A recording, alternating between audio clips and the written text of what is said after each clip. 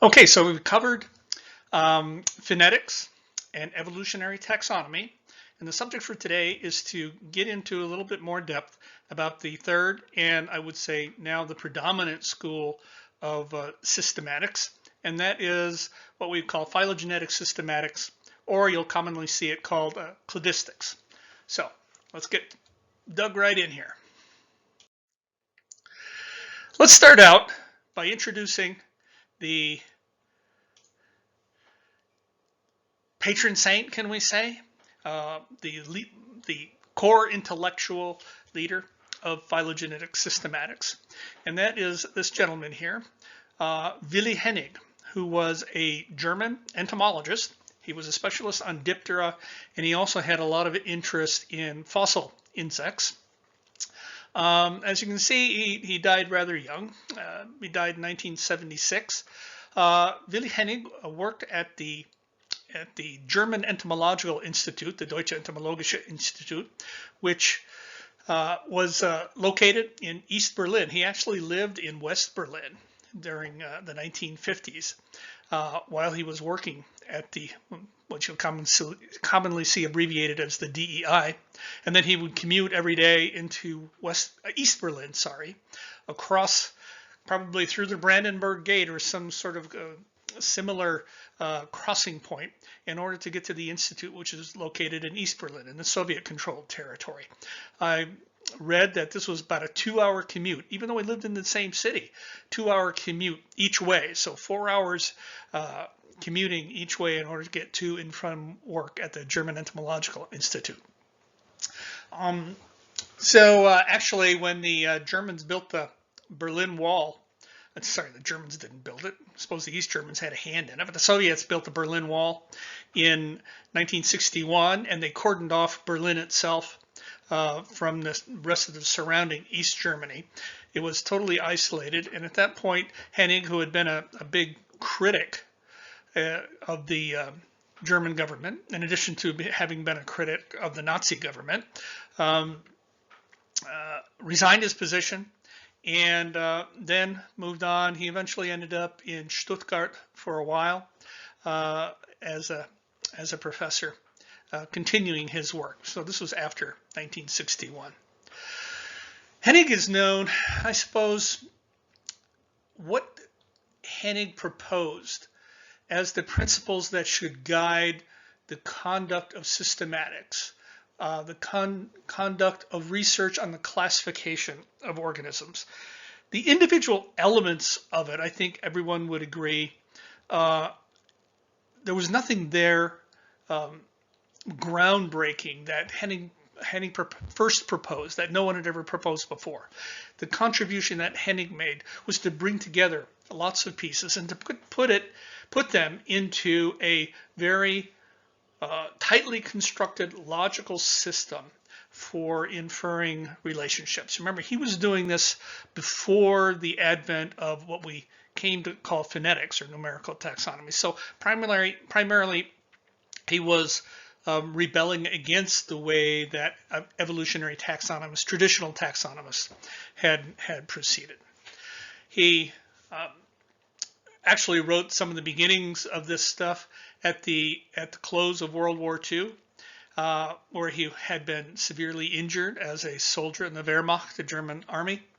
In 1950, he published really the groundbreaking book, the Principles of a Theory of Phylogenetic Systematics in 1950, but because it was published in German, because it was published out of East Germany, it did not get the traction one would have expected, or that you actually saw later on in his life when his works were translated into English. That book was translated in 1966 into English. Even that did not get a lot of traction for a while. It wasn't really until the early 70s and into the mid 70s and beyond, so really toward the end of his life, that Hennig's ideas and his method of reasoning and his method of conducting systematics really took the world by storm, and basically has, to this point now, has totally displaced the phonetics and the evolutionary taxonomy. You'll still find some holdovers, people insisting on working in that sort of intellectual, philosophical sort of milieu, but by now phylogenetic systematics or cladistics has really taken over the world. So let's talk about the principles, the underlying principles of phylogenetic systematics.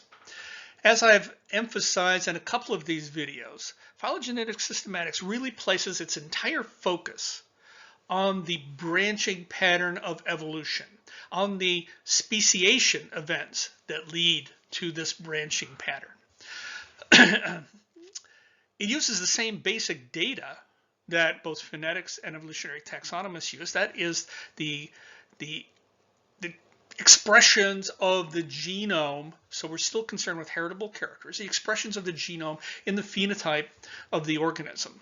So this is the same sort of things at the level of characters. We're not talking about anything new or different, but it's we're talking about how these things are, how these data are actually used to come up with classifications, to come up with phylogenetic trees, which are hypotheses of the evolutionary relationships among organisms. So in terms of what data can be used to infer the common ancestry, which is the core of phylogenetic systematics, we can look at modern day organisms and infer things about their evolutionary past, but we have to be very careful that we're not simply doing a non-quantitative equivalent of a phonetic analysis. It's also been suggested, and I think this is not really logically consistent, that we can look at the fossil record and make inferences about common ancestry. I would argue that, in fact, that is not true along the way, and perhaps we'll get into a discussion of this a little bit later. So the logic of the Hennigian system, I mean, Hennig is so famous that he's even an adjective. The logic of the Hennigian system goes something like this. So within a species, we know that there's, let's just restrict our discussion for the time being to, bisexual organisms where they have to interbreed. You have males and females, and they have to interbreed to produce offspring. So within a species, we have these interbreeding relationships that unites, that provides some cohesion within the species. And within a species, the characters, the features of the organism that are encoded in their genome are passed from parent to offspring through the process of sexual reproduction. This is all very familiar.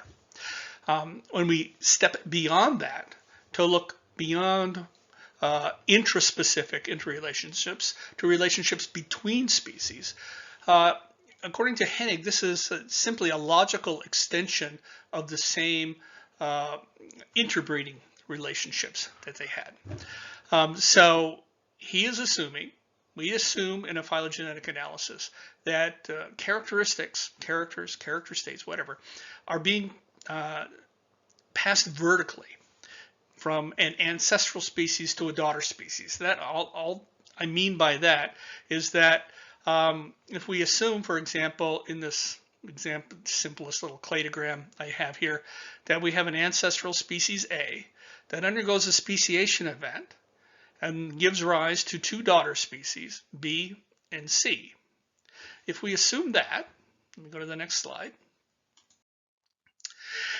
If an evolutionary novelty appears in this ancestral species A, and I'm indicating that by this black circle, that novelty, insofar as it is heritable, will be passed on to its descendant species, because basically this gene pool has split into two, and the genes that encode this new novel evolutionary feature are then passed on to the descendant species.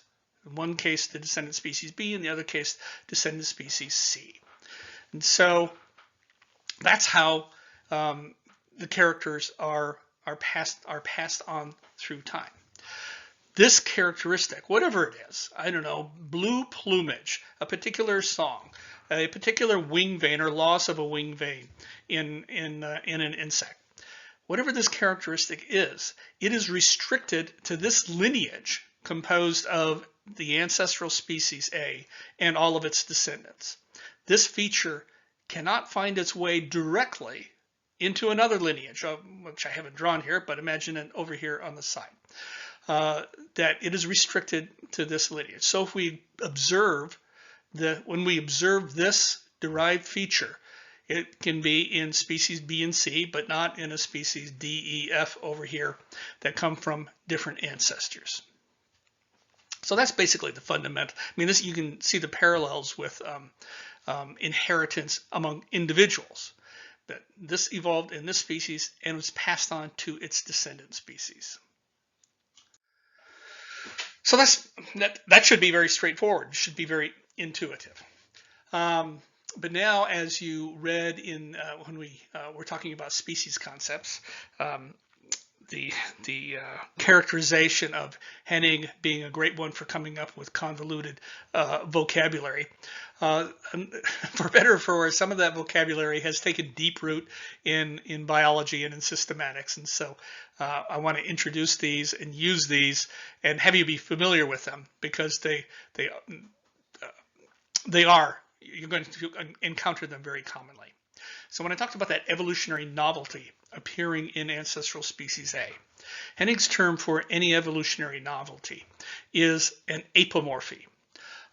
Sometimes people, instead of using the Greek, the anglicized or Germanized Greek, they prefer to use the more normal words. And so very often you'll see these referred to as derived characters or character states. There's a whole philosophical conflict between what exactly is a character and what exactly is a character state.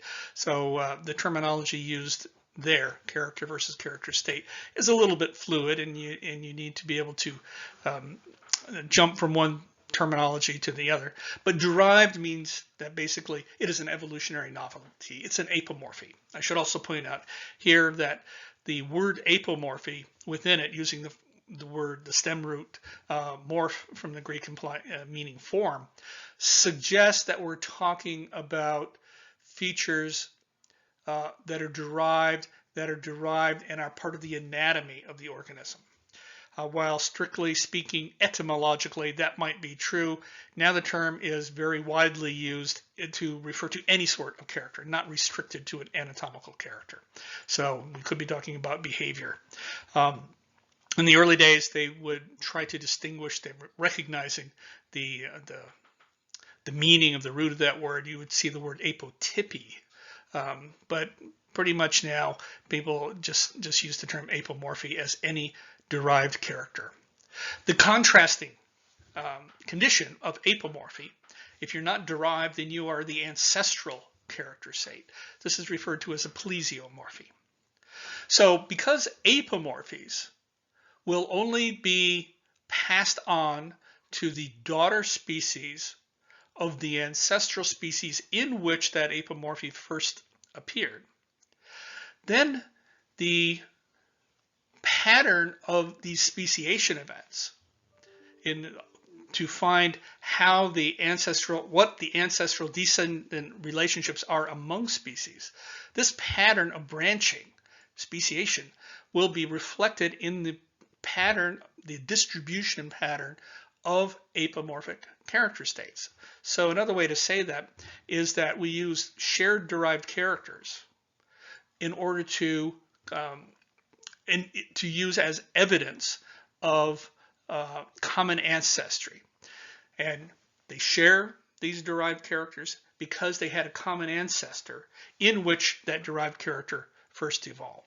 So the pattern of distribution of shared derived character states, what are called synapomorphies, will reflect the branching pattern in phylogeny.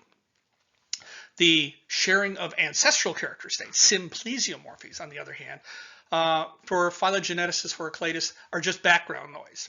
And this is really the fact that you can have many shared ancestral characters that make two things look very similar in terms of the overall similarity, the gestalt of something, is irrelevant. This is one of the things, when people would try to come up with classifications in an evolutionary taxonomic, from an evolutionary taxonomic point of view. It's kind of puzzling how you should best classify things, because you have these two species that are very similar, and yet you know that one of these has a common ancestor with something that is much different. So where should this species that is similar to one but has a common ancestor with another, which group should they be classified in? There doesn't seem to be a way to do that. Phylogeneticists resolve that by concentrating totally on the pattern of common ancestry. Let's see, what else do I have there? More Hennigian vocabulary. An apomorphic character, that is a derived character, that is found in only one taxon, perhaps only one species, is referred to as an autapomorphy. So auto, self, autapomorphy. Now here again, that concept of scope, which I introduced, I think, in the last video, is important. So an apomorphy at one level may be a plesiomorphy at another level, in another context. And the example I've got here is if we look at wings, we're talking about insects, the possession of wings is an apomorphic characteristic when we're talking about all of insects, because there are some insect groups that are so old that their ancestors have never had wings. And so at the level of insects as a whole, or arthropods as a whole, the possession of wings is a synapomorphy that defines the pterygote insects. On the other hand, if we're talking about true flies, well, the common ancestor of true flies had wings. And so at that level, in that scope, the possession of wings is actually a plesiomorphic characteristics. So it's important to understand, it's important, and sometimes it's confusing, to understand the scope that we're talking about things. That one level, a feature can be an apomorphic character, and at another level, in another discussion, that very same feature is plesiomorphic. So it's the context that's critical. Looking for, there we go. So, derived characters are what we're using as evidence for common ancestry. And now we start to get into some controversies which really vexed some traditional practitioners of systematics. And the first such thing is the concept of relationship.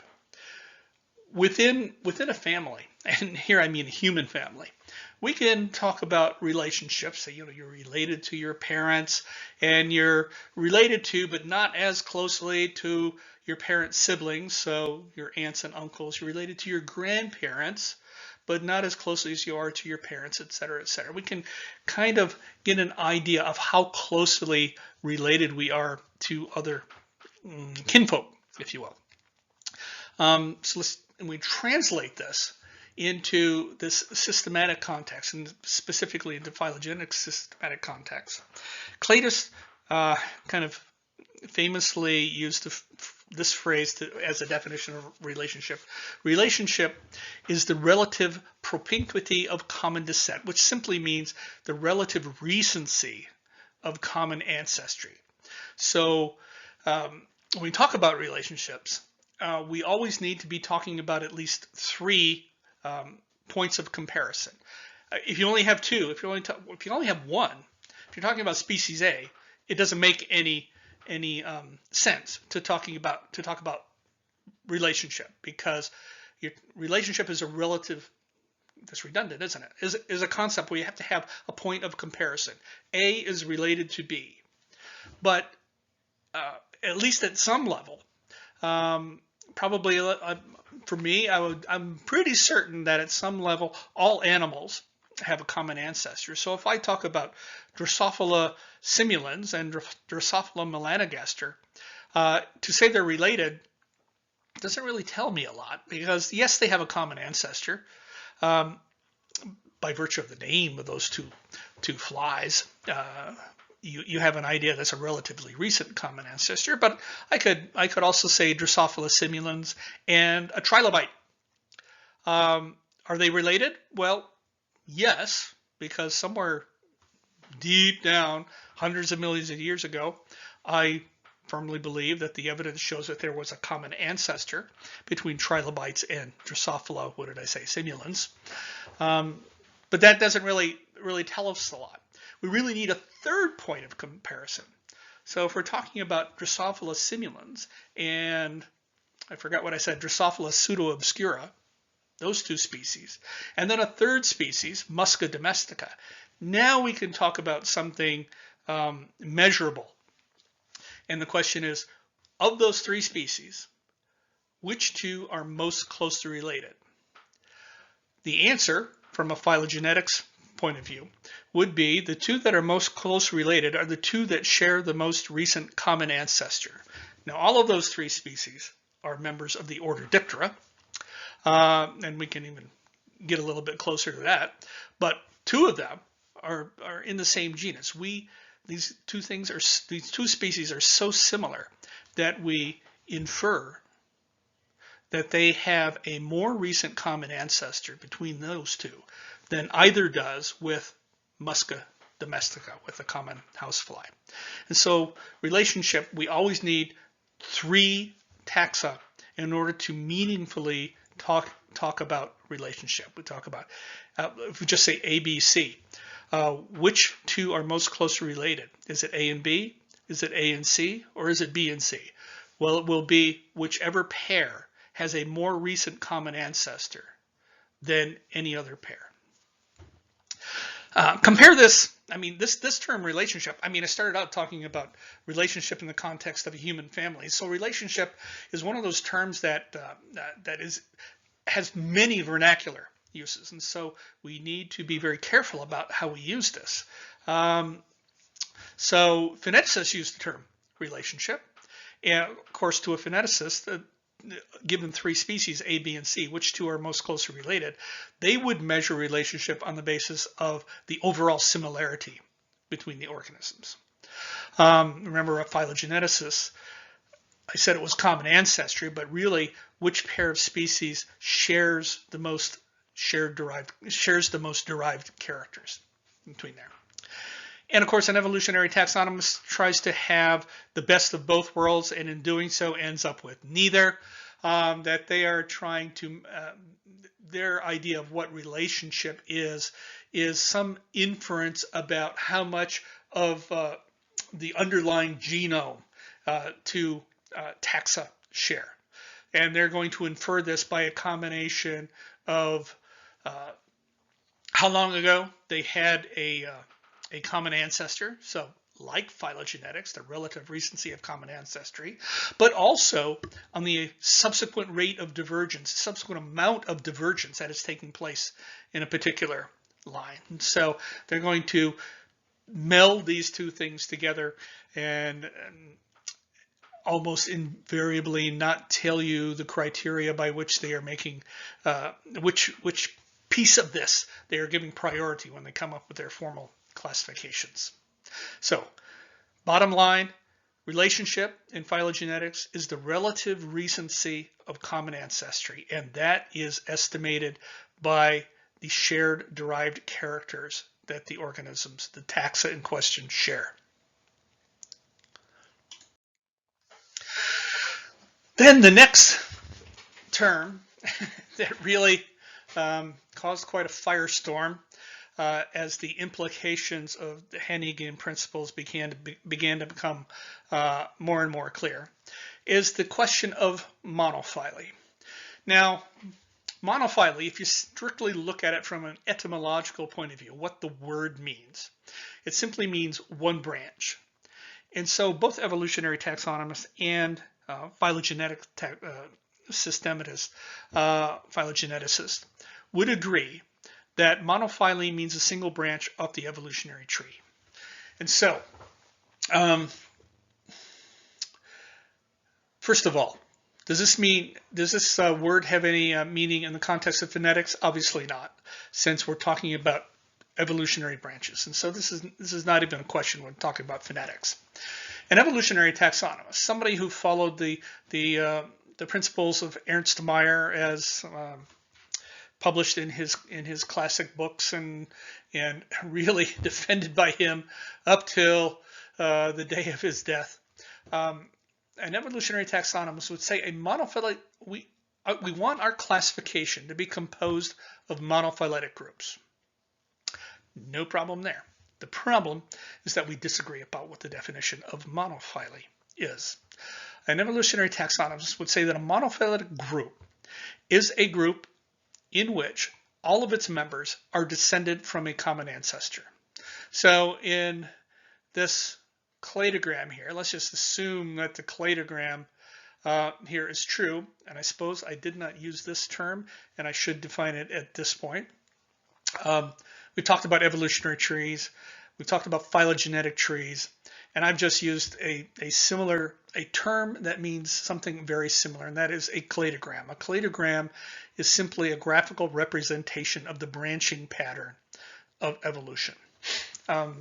If you really want to dig down deep, there are people who make distinctions amongst those terms, but that's really getting a little bit deep into the arcane area of systematic philosophy. I'll be using these terms pretty much synonymously. So this tree, this cladogram, represents relationships amongst, vertebrates. And so we have hagfishes, lampreys, cartilaginous fishes, rayfin fishes, coelacanths, et cetera, up to and including the tetrapods here, starting here with amphibians and going through. And so one of the classical examples, an example that's been so thoroughly beaten to death that it is almost a standing joke, concerns the how we should best classify the tetrapods. So let's take as true the topology, that is the branching pattern of this tree, and ask how we should classify these organisms. And I want to focus here on this branch right here that I've highlighted part of it in red. This contains the turtles. You're all familiar with turtles. The tuatara. If you're not familiar with the tuatara, this is a very lizard-looking creature that is endemic to New Zealand, the islands off New Zealand, actually. I can't remember if there's only one or maybe two species of tuatara. Off in this godforsaken corner of the world, a very beautiful but a very godforsaken corner of the world.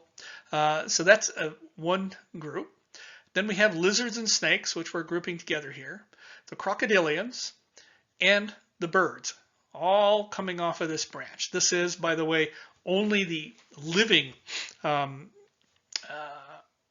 vertebrates that I'm referring to here. So obviously, I don't have saurischians or I don't have dinosaurs and all the other more STEM groups that could be included here.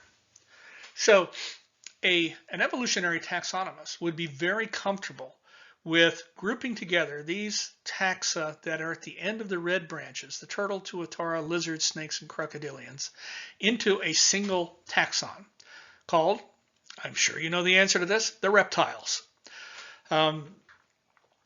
Reasoning that they are a monophyletic group. The reptiles are a monophyletic group because all reptiles descended from a common ancestor. And we would not include birds within this group because birds have evolved to be so different from the other things that we are going to be classifying together as reptiles. And so for an evolutionary taxonomist, this is a perfectly logically consistent grouping of organisms that we're recognizing. I guess it's usually at the level of class. One class of tetrapods called birds and another class of tetrapods called reptiles.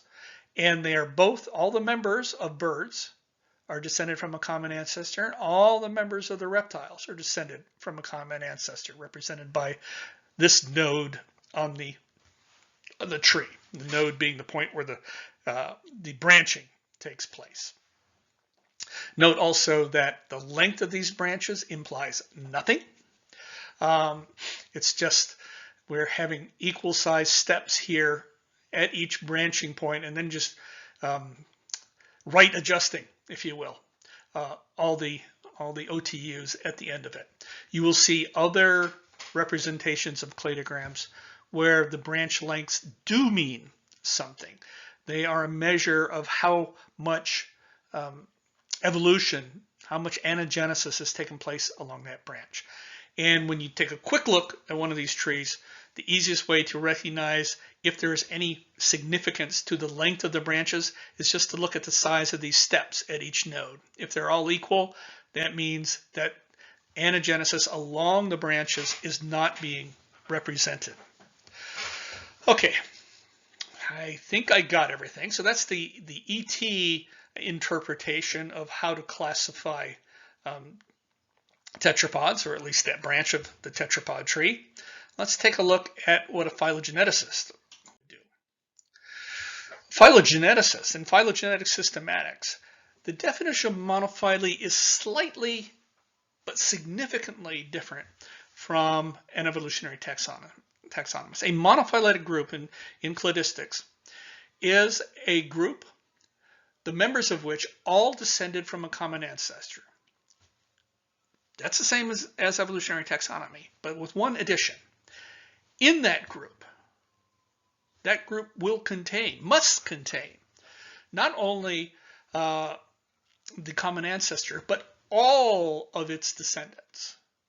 So to have a monophyletic taxon given this tree, using the principles of cladistics, using Hennigian principles, birds must be classified in the same group as crocodilians, lizards and snakes, tuatara, and turtles. They are all descended from a common ancestor, but the group has to include all of the descendants of that common ancestor, not just some of them, as you saw in the previous tree. So that is how a cladist defines monophyly. Sometimes, not so much these days, but in a little bit older literature, because of this confusion in how the word monophyletic was being used, some people propose that we should refer to this phylogenetic definition as holophyly, or sometimes even it was called strict monophyly. So for a cladist, a monophyletic group is composed of species all descended from a common ancestor, and all the descendants of that common ancestor are included in the group. So if you're not monophyletic, then what are you? There are two categories of two words used to describe non-monophyletic groups, which, in my humble opinion, are not meaningfully different, except at a very operational level. Let me explain that. So to reiterate, monophyly, that's an ancestor and all of its descendants. And how do we recognize, how do we infer that all of those descendants had a common ancestor? It's by the shared derived character states that they have. They're synapomorphies. If there is no common ancestor, if we're, I don't know what a good example would be. Metaphorically, it would be apples and oranges, but obviously those are both angiosperm plants, so we can't do that. Let's say grouping together, what did we get Taq polymerase from? Thermobius aquaticus, right? Is the bacterium from which we get DNA polymerase that we use in PCR machines. So if we have a taxon in which we group together Thermobius aquaticus, Thermobius is the wrong generic name, I can't think of it off the top of my head. Let's say Escherichia coli, so I can get that corrected. E. coli, and we're going to group that together with Musca domestica, the housefly. We say, this is a group. Is that a monophyletic group? Let's assume for the sake of argument that there is no common ancestor between those two. That would be called a polyphyletic group. I struggle to find a good example of a polyphyletic group, a poly meaning many branches, and not just a single branch, a monophyletic group, because I think there's ample evidence that life on Earth likely had a single common ancestor. So at some level, you can always say that there's a common ancestor. So let's move on to the third term that you'll see commonly used, which is paraphily. And fundamentally, what some people tried to restrict this to be a group in which all the members have a common ancestor, but one descendant of that common ancestor is missing. Now, there's no good reason to just limit that to one. You say two descendants of the common ancestor or n descendants of the common ancestor are missing. And so if we are assuming that at some level all life on Earth has a single common ancestor, then there's really no fundamental difference between what we're classifying as polyphyly or paraphily. Operationally, there is, though, because operationally, we usually think of polyphyletic groups in which the characters that we're using as evidence to group them together actually evolved independently. They were not present in any single common ancestor. And so these would be what? If they're not homologies, things derived from a common ancestor, then they're homoplasies, either characters that are character reversals, character convergences, or parallelisms. Paraphily, on the other hand, we did have a common ancestor in which these features arose, but in the scope in which we're working, those features that they inherited from that common ancestor are ancestral characters, and so these are symplesiomorphies. And so an operational definition, an operational distinction between poly and paraphily would be that polyphyletic groups are based upon incorrect hypotheses of homology, and paraphyletic groups are based upon symplesiomorphies. So synapomorphies define monophyletic groups, symplesiomorphies define paraphyletic groups, and homoplasies define polyphyletic groups. And I think you can see here the parallel and why there's some overlap in scope again between our discussion of homology and the discussion now of inferring monophyly. That homologies, being characters that are derived from that common ancestor, at one level are going to be exactly the same thing as synapomorphies.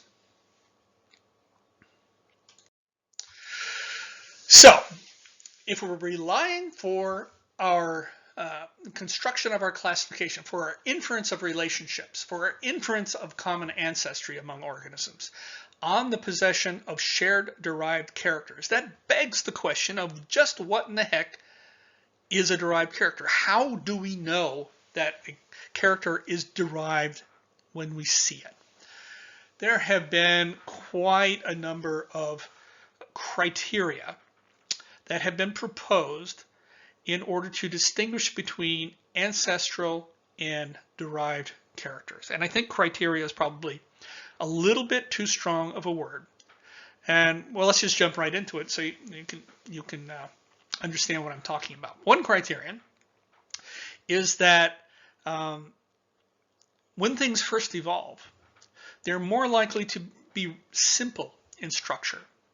And then through time, complexity is added to that basic theme.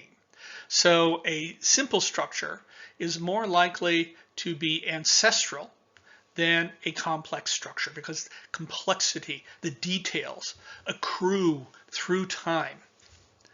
I've just made that a probabilistic statement, which is why I'm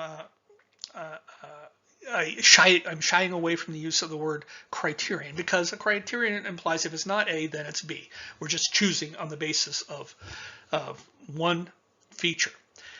And in fact, you can probably think of lots of examples where we have gone not from simple to complex structures, but from complex to simple structures. Character reduction, one of the homoplasies we talked about in the last video, is a perfect example. It can't be more simple than to be absent. right? And so we know that some features are lost. For example, fleas have lost their wings. The absence of wings, a simple characteristic, is obviously a derived feature when talking about fleas. So we know that things go both ways. But if you're going to use this, you might be willing to accept that as a general rule of thumb. If something is simple in structure, then it's more likely to be a plesiomorphic character. Moving on.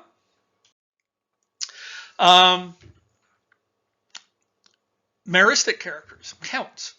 With the same idea, I think, in a way of accruing complexity through time as details are added. Typically, when you would think that when something first evolves, it evolves in one place.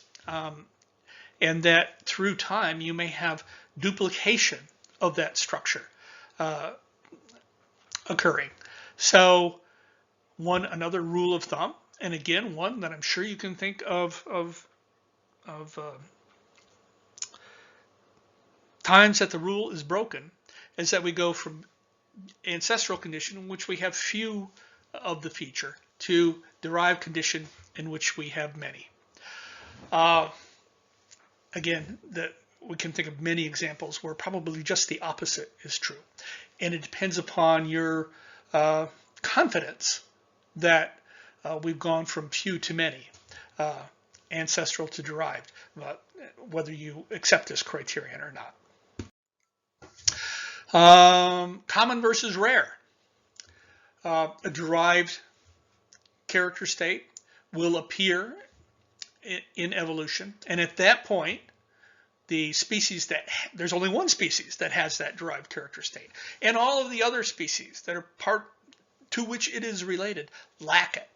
And so one would expect that the relative commonness of a character state amongst the species that you're studying would give you a hint about what the derived and ancestral conditions are. Broken record here, yeah, probably works a lot of times. It depends upon the scope, and we can think of lots of examples where it's not true. Ontogeny. You know the Hegelian aphorism that ontogeny recapitulates phylogeny. That is, we can directly observe how character states evolved through evolutionary history by looking at the way character states change in the developmental stages, the embryonic developmental stages of an organism through its ontogeny. That features that appear early on ontogeny are ancestral, and the features that occur later in ontogeny are more derived. Kind of a corollary to that, why don't we just go to the fossil record? The fossil record, is our only direct access to knowing what features an organism in the distant past might have had. So if we just go back to the fossil record and look at which character state the fossils have, the oldest fossils have, then we can observe directly, right, what the ancestral character state was, and infer from that what the derived character state was. This assumes, of course, that the organisms who were, for us, lucky, for them, unlucky enough to be to die and to be fossilized, occurred in the same order in which they evolved. That is, that the fossil record is relatively complete. Again, we know that this isn't true. In some cases, it might be true. In some cases, we know that it isn't true. And so the fossil record, one would think, and one can still read.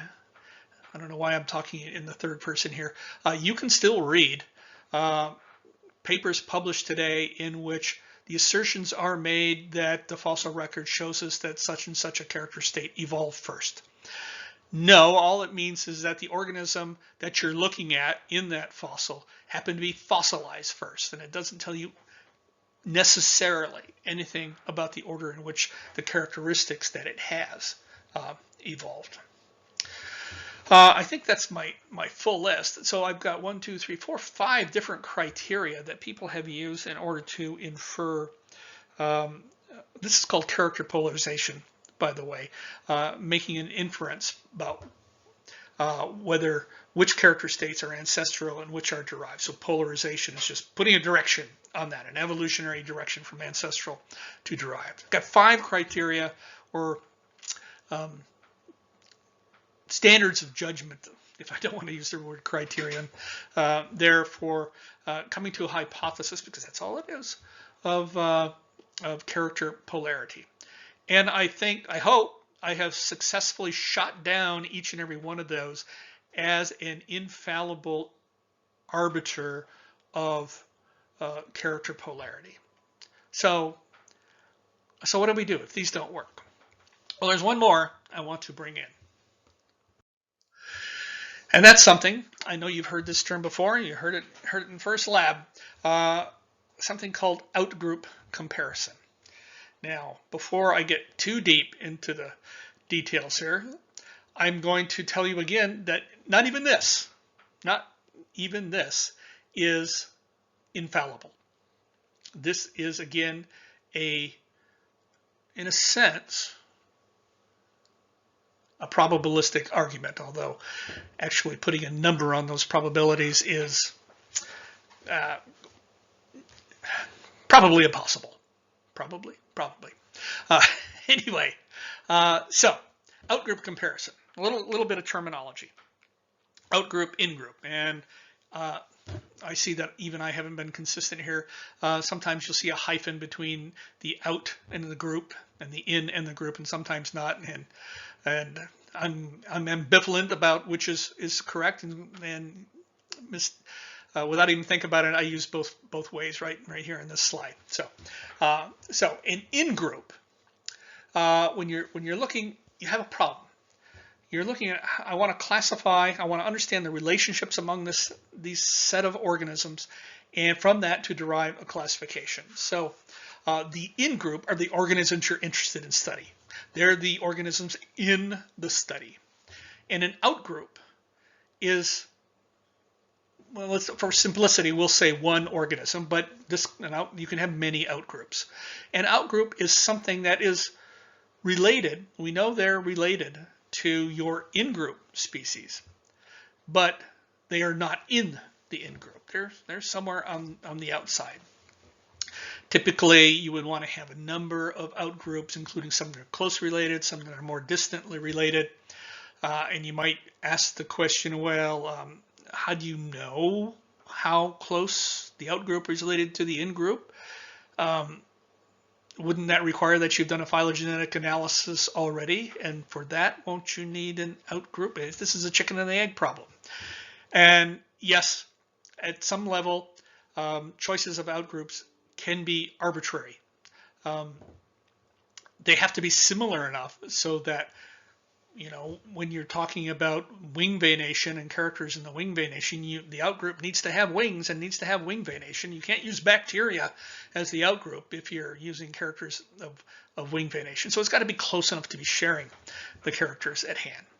So the in-group are the ones that you're interested in inferring relationships among. And to do that, you need to be making hypotheses of character polarity.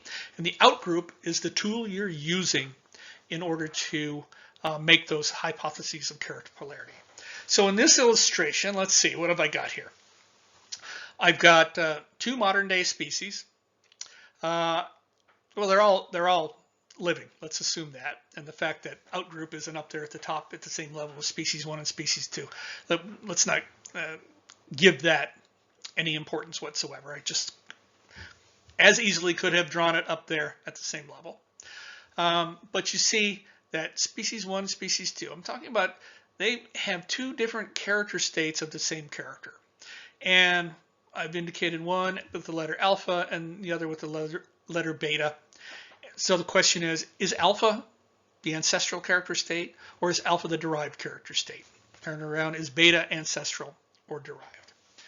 And so the principle behind outgroup comparison, let me give you the rule first, and then I'll give you the reasoning. The principle behind the outgroup comparison method is that if you have in your in-group multiple character states, in this case alpha and beta, then whichever character state is found in the outgroup is hypothesized to be the ancestral character state. So in the case of my little illustration here, alpha is found in the outgroup. In our in-group, we have both alpha and beta. So when we're looking at the in-group, alpha is the ancestral character state and beta is the derived or apomorphic character state. Why? Where does this rule come from? This rule is basically an appeal to a principle called parsimony. Parsimony is a perfectly good English word. This is not a Hennigian concoction from the Greek. And if you find people who use it in everyday language, you won't find it used very often in everyday language. But parsimony basically means, to say someone is parsimonious means that they are cheap, that they don't like to spend money or to use resources. And that's basically what we're appealing to here. So to go back here and explicate just a little bit, we have two character states, alpha and beta. Alpha is found in species 2 and in the outgroup. Beta is found in species 1. Now, if alpha is in fact ancestral, what we have to then hypothesize is that in the phylogeny of this group here, that somewhere along the line, right here in this branch, in this species, back in time, a new character state evolved, beta. So we have to infer the evolution of one new character on this tree in this position. That's if alpha is the ancestral character state, the plesiomorphic character state. We have to hypothesize the evolution of one new character state. Conversely, if beta is in fact the ancestral character state, then we have to assume somewhere along the line that the outgroup evolved character state alpha. Remember, its ancestor is going to have beta because we're assuming that beta is ancestral here. So we have to posit the evolution of alpha at one point here, and we have to posit the evolution of alpha over here as well. In other words, we have to hypothesize two evolutionary events. So one, if alpha is plesiomorphic, two, if alpha is apomorphic. How do we choose between those possibilities? This is where the principle of parsimony comes in. Oops. Parsimony basically says, the principle of parsimony basically says that the simplest explanation for an empirical observation is the one to be preferred. It's supposedly, sometimes it's called Occam's razor, and it's attributed to an old English monk from the 13th and 14th centuries, William of Occam, who is said to come up with this principle in order to provide explanations for divine miracles. That etymology notwithstanding, basically, parsimony is saying that the best explanation, not necessarily, I have to emphasize this, not necessarily the correct explanation, but the best one is the simplest explanation. And in our example, our simplest explanation is that we only have to hypothesize the evolution of one new character state and not two. So that's the measure by which we are deciding amongst those alternative hypotheses. It does not mean, I'm saying this again, it does not mean that evolution proceeds in the most parsimonious manner. Definitely does not mean that. We know that that simply is not true. But in lieu of any other way to decide amongst hypotheses, it is best to start with the simplest explanation. All other explanations involve the invocation of what are called ad hoc hypotheses, hypotheses that I come up in order to accommodate the situation I have with. And there is no extra evidence involved. So you're coming up with hypotheses without evidence. So let's keep it to the simplest possible explanation as we have. We're going to encounter parsimony in the next video in a slightly different context, but it means basically the same thing. Our best hypothesis, given a certain body of evidence, is the one that requires the least supporting hypotheses. I know I've used hypotheses there twice, but our conclusion about, in this case, about the character polarization is going to be the one that requires the least number of hypotheses of evolution of those character states, the most parsimonious explanation. And that's what the outgroup comparison gives to us. So just as a summary, we're pulling up here on 56 minutes.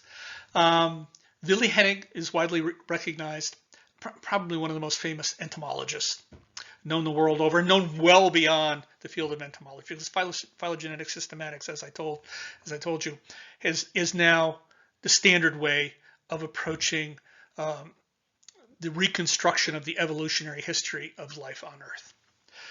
In phylogenetic systematics, or its synonym cladistics, we're looking for common ancestry, and hypotheses of common ancestry are based upon shared derived character states, in the jargon, synapomorphies. Relationship, expressing how closely things are related. Relationship is based upon the relative recency of common ancestry. And so we're not concerned with how much evolution has taken place along that branch leading to modern birds, but that they had that common ancestor with crocodilians. Similarly, monophyly, under the precepts of phylogenetic systematics, a monophyletic group is a group that is composed of an ancestral species, which is always a hypothesis. We can never observe that ancestral species, and all of its descendants. Shall we take a brief sidetrack here? There is an argument that one can never actually know that you have found the common ancestor of a set of species. Why is that? Because that potential ancestor, let's say we're talking about a fossil, that fossil that you're looking at, you're considering it to be the ancestor of all the modern species because it shares the apomorphic character states in those common ancestors, right?